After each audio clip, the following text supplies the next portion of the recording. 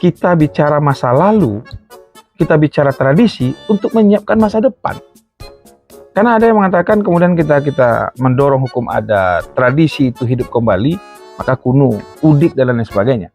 Assalamualaikum warahmatullahi wabarakatuh. Banyak yang kemudian teman-teman mengkritik saya misalnya, untuk apa kemudian kamu bicara lagi hukum adat, kemudian tradisi, sementara sekarang sudah modernisasi, sekarang sudah dengan teknologi, kemudian universalisme, hukum itu kemudian sudah melampaui batas negara. Maka saya katakan, kita bicara masa lalu, kita bicara tradisi untuk menyiapkan masa depan. Karena ada yang mengatakan kemudian kita mendorong hukum adat, tradisi itu hidup kembali, maka kuno, udik dan lain sebagainya. Ini pikiran yang salah menurut saya. Karena yang harus kita lakukan untuk menyiapkan masa depan, kita tidak boleh lupa dengan sejarah masa lalu.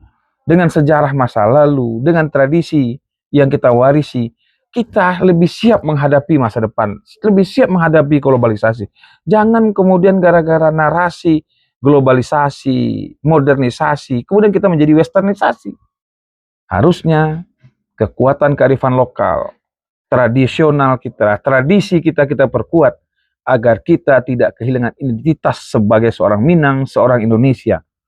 Memperkuat identitas adalah memperkuat identitas lokal, memperkuat identitas suku dalam rangka memperkuat identitas nasional kita sebagai sebuah bangsa bernama Indonesia. Karena kadang-kadang narasi-narasi mengatakan ini kan tradisi masa lalu, udik dan lain-lain sebagainya. Menurut saya orang tidak mengerti dan bodoh saja itu. Orang yang sok-sok kemudian modern, tetapi kemudian dia tidak sadar makna dari modernisasi itu dan globalisasi itu. Yuk, kita siapkan diri kita dengan mempelajari masa lalu, menghidupkan tradisi untuk menghadapi masa depan dan globalisasi serta modernisasi. Bukan berarti bicara tradisi, kita kembali pada masa lalu. Dengan tradisi, kita belajar kearifan hidup untuk mempertahankan dan menghadapi kehidupan masa depan. Assalamualaikum warahmatullahi wabarakatuh.